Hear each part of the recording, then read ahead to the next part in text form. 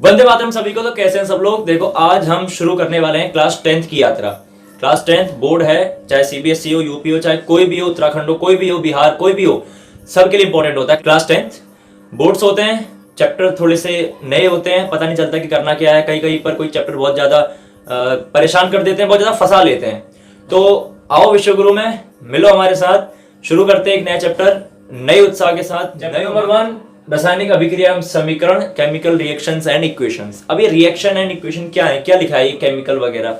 बचपन में हम लोगों ने सिर्फ यही सुना है कि कोई केमिकल होता है जिससे बाकी चीजें बनती है। जैसे हमारा पेंट है, ये पेंट किया है, ठीक है, ये पेंट किया है, ये केमिकल से बना है। कोई सा भी केमिकल हो सकता है उसमें। कार तुमने 9th में पढ़ा होगा, hydrogen, helium, lithium, beryllium, boron, carbon, nitrogen, oxygen, fluorine, neon, sodium, magnesium, ऐसे करके बहुत कुछ पढ़ा होगा। तो इतने ही केमिकल नहीं होते हैं, ये तो एलिमेंट्स हैं, इन्हीं से केमिकल बनते हैं और उन्हीं केमिकल से फिर कंपाउंड्स बनते हैं, बहुत सारी चीजें जो बनती हैं। तो हम शुरुआत से बेसिक इस चैप्टर में पढ़ेंगे। इस चैप्टर में ये है कि बेसिक चीजें कैसे चलती हैं, मतलब कोई चीज किसी चीज में कैसे चेंज हो गई, कोई चीज मतलब पहले थी और उससे फिर कोई चीज दूसरी बनी, तो उसके प्रोसेस का क्या नाम है, उसका प्रोसेस कैसे कैसे होता है, उस प्रोसेस में कौन कौन चीजें लगती हैं। जैसे मान लो दूध से दही बन गया, तो उसको किसने करवाया, उसके लिए क्या क्या कंडीशंस चाहिए, उसमें क्या क्या अंतर हुए, मतलब क्या क्या डिफरेंस आया है, क्या क्या चीजें बदली हैं, उन सब के बारे में ऐसे नॉर्मल चीजें पढ़ते हैं। चैप्टर छोटा है, अच्छा है, शुरू करते हैं। चलो, तो सबसे पहले हम जानेंगे कि केमिकल रिएक्शन क्या है। इस चैप्टर के अंदर हमारा रासायनिक समीकरण क्या है। बाइलिंगुअल क्लास है, दोनों हिंदी इंग्लिश दोनों के लिए चलेगी, कहे तो इंग्लिश क्लास है, ठीक है। चलो अब देखो, जो तुम्हारी एनसीईआरटी है इसमें तुम्हें पहली बार में कुछ कंसीडर करने को कहा गया है। कुछ चीजें मैं एनसीईआरटी के हिसाब से लेके चलूंगा सारी चीजें, ठीक है। देखो इसने कहा कि भैया जो गर्मी के दिन होते हैं, मतलब हॉट डेज, गर्मियों का मौसम होता है, उसमें अगर आप नॉर्मल जैसे कमरा है उसमें अगर दूध को खुला छोड़ दोगे तो क्या होगा। नॉर्मल सी बात है, कुछ टाइम बाद फट जाएगा। लोहे की कील है मान लो, उसको अगर तुम छत पे जाओ और उसको कुछ टाइम के लिए छोड़ दो, नई कील तुमने मार्केट से ली और उसे जाके छोड़ दिया, क्या हो जाएगा, जंग लग जाएगी, नॉर्मल सी लाल पड़ जाएगी। और अंगूर होता है ना, सड़ जाता है, हरा अंगूर पीला हो जाता है, फिर अजीब सा हो जाता है। जैसे बुड्ढो लोगों की स्किन होती है, चिमड़ जाती है। खाना बना रहे हैं, कुकिंग हो रहा है, तो क्या हो रहा है, चावल जो पहले हार्ड था वो सॉफ्ट हो गया। हमारा शरीर भोजन खाने को पचा लेता है, हिंदी में कहे तो भोजन को पचा लेता है। जैसे हमारा खाना खाया, वो तुमने पता है 9th में तुम सबने पढ़ा है कि वो छोटे छोटे 8th 7th में तुमने पढ़ा है कि वो स्मॉल पार्टिकल्स में टूट जाता है, हम ऑक्सीजन लेते हैं। ये चीज इंपॉर्टेंट है। और ये ऑक्सीजन लेने वाला ना, ये केस तुम्हें बायोलॉजी में पढ़ने को मिलेगा अभी आगे, कि हम जो सांस ले रहे हैं, ऑक्सीजन हमने ली, उससे क्या क्या चेंजेस हुए बॉडी में, वो भी एक चेंज है, वो भी केमिकल चेंज में हम पढ़ेंगे, ठीक है। तो चलो आ जाओ। अगर मैं तुम्हें सिंपल भाषा में समझाऊं कि केमिकल रिएक्शन क्या है या केमिकल चेंज क्या है, एक तरह समझ लो। केमिकल चेंज तुमने यानी कि रासायनिक परिवर्तन तुमने क्लास 9th में पढ़ रखा है। क्लास अच्छे से देखना, रासायनिक परिवर्तन, केमिकल चेंज तुमने क्लास 9th में देख रखा है कि जैसे लकड़ी थी वो जल गई, तो अब उसने एक ऐसी स्टेज पा ली है जहां से वो दोबारा पीछे नहीं आ सकती। जैसे बर्फ है, बर्फ को तुम खुला छोड़ दोगे तो पानी बन जाएगा, लेकिन पानी को तुम दोबारा जमाओगे, फ्रिज में रखोगे तो वो क्या हो जाएगी, बर्फ बन जाएगी। तो इस केस में तो कोई चीज पहले बदली फिर वापस आ गई, आइस से वाटर बना और वाटर से वापस आइस बन गई। एक केस तो यह है चेंज होने का। एक केस यह है जो वुड था, तुम्हारा लकड़ी थी, लकड़ी क्या हुई, एस बन गई, एस माने राख बन गई, जल के कोल बन गई, कोयला, क्या बन गई, कोयला बन। एक प्रोसेस तो ये है।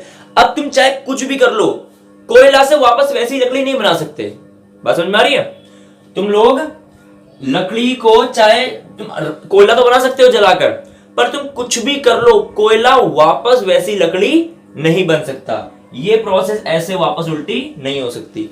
दो टाइप के चेंजेस हैं, एक में तो चीज वापस अपने पहले स्टेज में आ जा रही है, दूसरी में वापस अपने स्टेज में नहीं आ पा रही है। जिसमें आ जाती है इसको बोलते हैं फिजिकल चेंज, माने कि भौतिक परिवर्तन,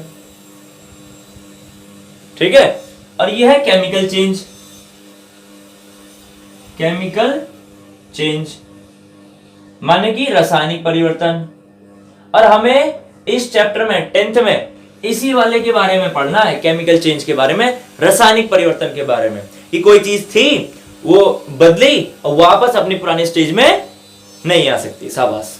तो इतना हमको पढ़ना है, यह चैप्टर का इंट्रोडक्शन कि हमें पढ़ना क्या है।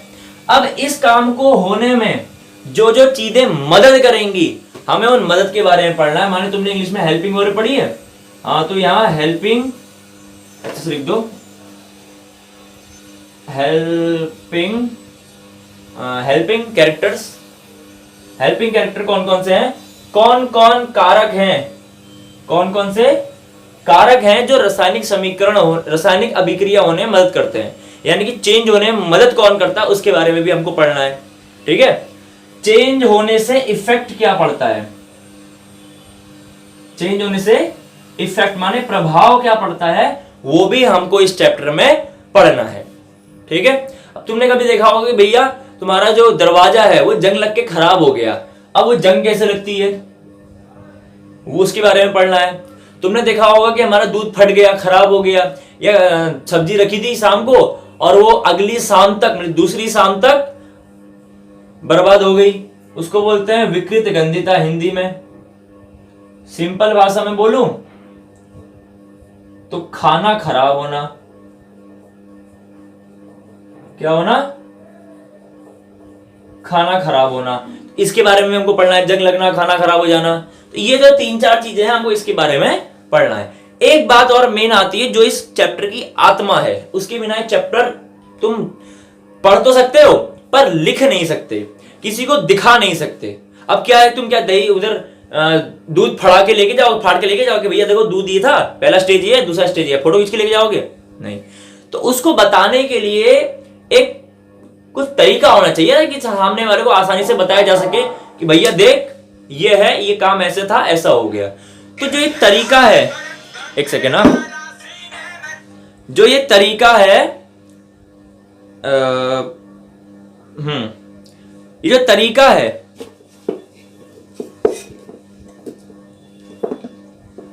आगे देखते हैं। हाँ, फोन आ गया था, चलो कोई नहीं। जो ये तरीका है कि जिससे हम सामने वाले को दिखा रहे हैं कि भैया देखो चेंज हो गया है, उस तरीके को बोलते हैं केमिकल इक्वेशन, रासायनिक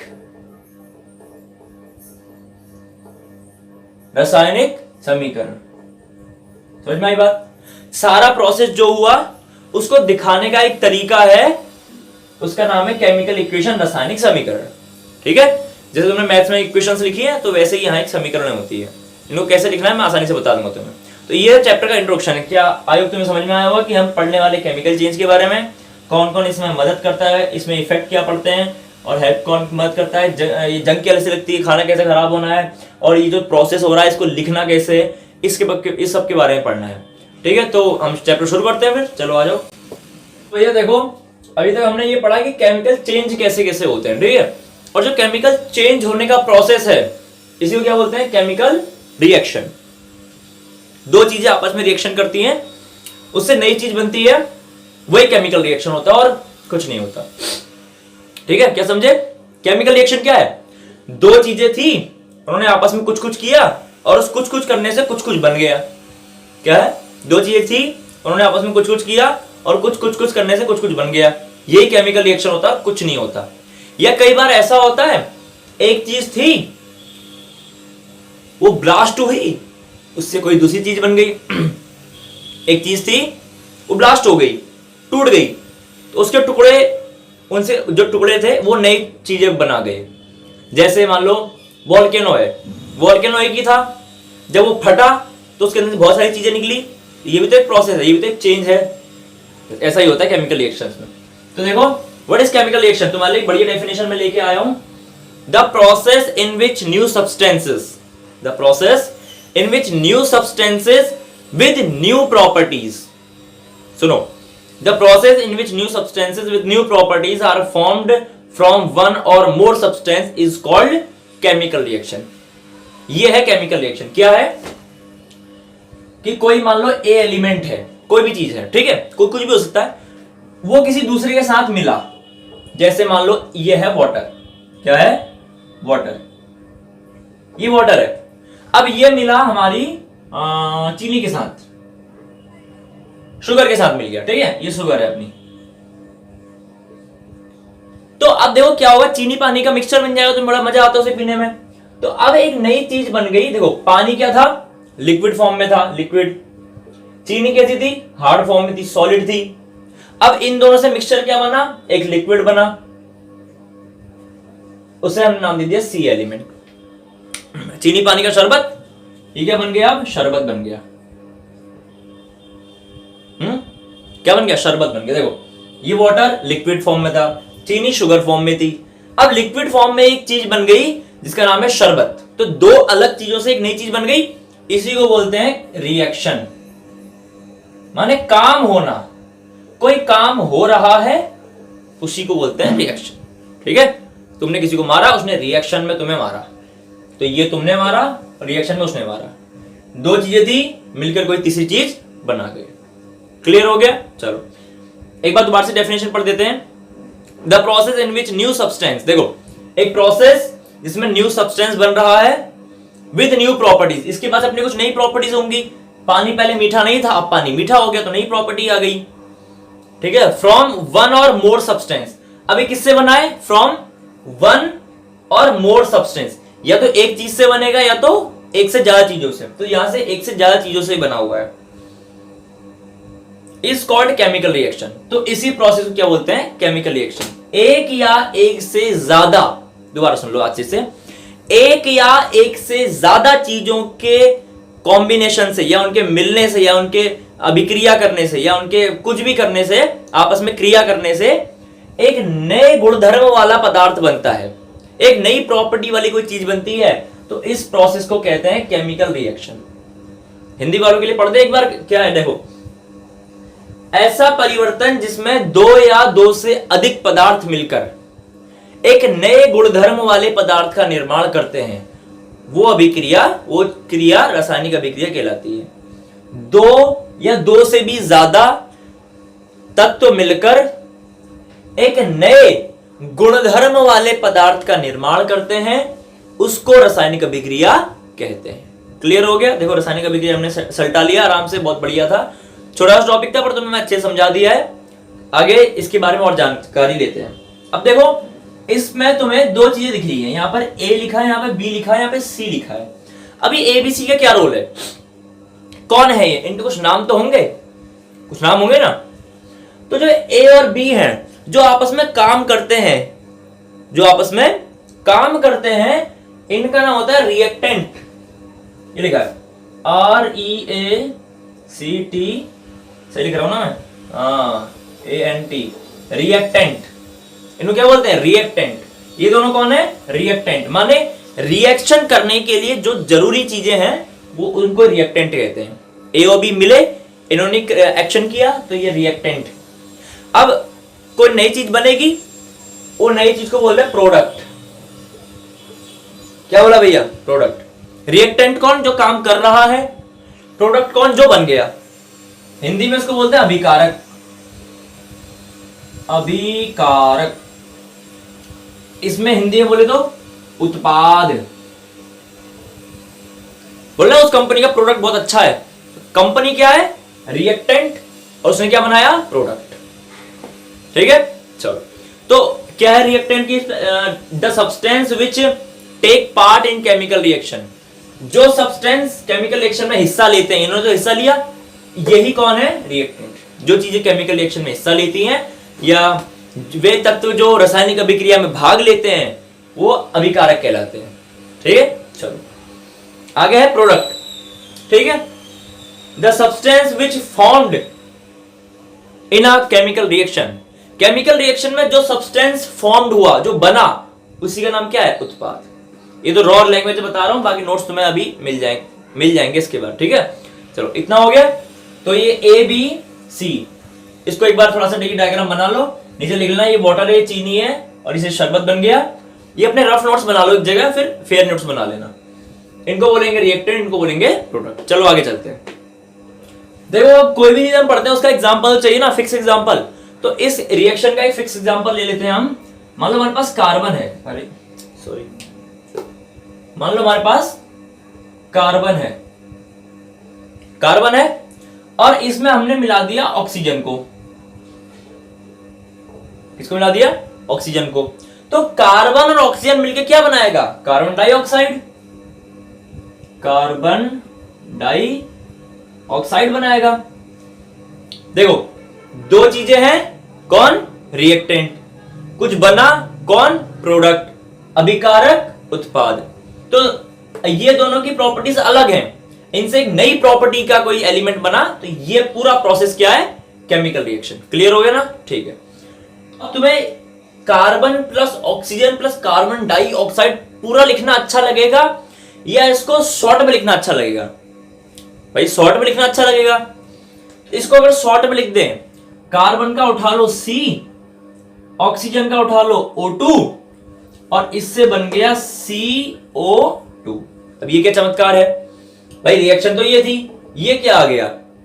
तो मैंने तुम्हें अभी थोड़ी देर पहले बताया था, प्रोसेस को किसी को दिखाओगे तो सही कि भैया देखो हुआ है, तो वही दिखाने का तरीका मैंने तुमको कहा था इक्वेशन होता है। रिएक्शन को शो करने का तरीका कौन होता है, इक्वेशन। माने रासायनिक अभिक्रिया को लिखने का तरीका, राइट, लिखने का तरीका इक्वेशन होता है।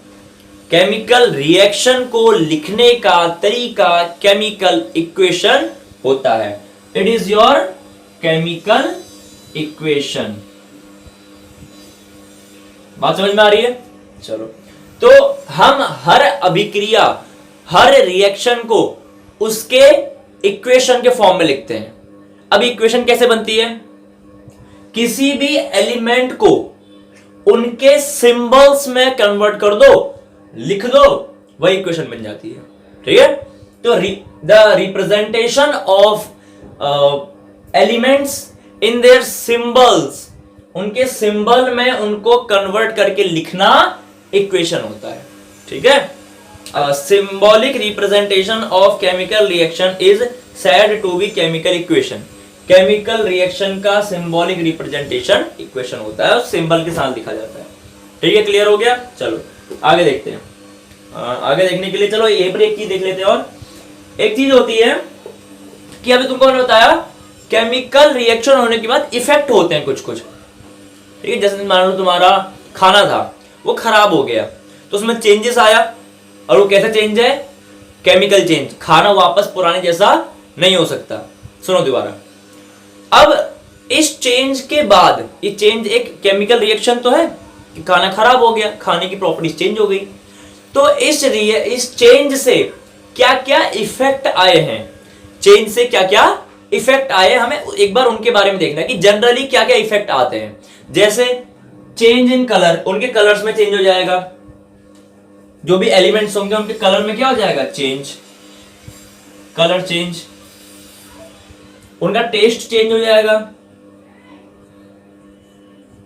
ठीक है, क्या हो जाएगा उनका टेस्ट। जैसे तुम्हारा नॉर्मल पानी तुमने पिया, वो तुम्हें कुछ ज्यादा खास नहीं लगा, कुछ ज्यादा खास नहीं लगा, पर जब उसमें चीनी मिला दी तो वो अमृत बन गया, मीठा हो गया ना, तो उसका टेस्ट चेंज हो गया। अब कलर चेंज होने का मतलब, जैसे तुमने कील रखी, अब मान लो तुम्हारी कील सफेद रंग की थी, उसे तुमने छत पे रख दिया, तो कुछ टाइम बाद वो कैसे रंग की हो जाती है, लाल रंग की, तो उसका कलर चेंज हो गया। ये भी तो एक चेंज है, और चेंज माने रिएक्शन। ठीक है, और क्या होता है, उनके टेम्परेचर में चेंज आ जाए, temperature change, CHANGE, temperature change. क्या भाई किसी चीज का टेम्परेचर चेंज हो जाए, ये कुछ ऐसे इफेक्ट्स हैं जो केमिकल चेंज माने केमिकल रिएक्शन होने पे हमको किसी एलिमेंट में दिखाई देते हैं। ठीक है, तो आज की क्लास को फिलहाल यहीं खत्म करते, क्योंकि इंट्रोडक्शन की वजह से थोड़ी सी लंबी हो गई थी। कल को बिना ज्यादा बकवास के हम इसके टाइप्स पढ़ेंगे। क्या पढ़ेंगे, केमिकल रिएक्शंस के टाइप पढ़ेंगे अगली क्लास में, जब भी होगी केमिकल रिएक्शन के टाइप पढ़ेंगे और उनके एग्जांपल्स देखेंगे, क्योंकि पेपर में पूछे जाते हैं कि बताओ भाई ये रिएक्शन क्या होती है या ये रिएक्शन क्या होती है। ठीक है, तो आई होप आज की क्लास तुम्हें अच्छी लगी होगी। अगर अच्छी लगी तो अपने बाकी लोगों को शेयर करो, दोस्तों को। हिंदी मीडियम वालों को भी नोट्स वेबसाइट पे मिलेंगे, इंग्लिश मीडियम वालों को भी नोट्स वेबसाइट पर मिलेंगे। मिलते हैं नई क्लास में, तब तक के लिए वंदे मातरम।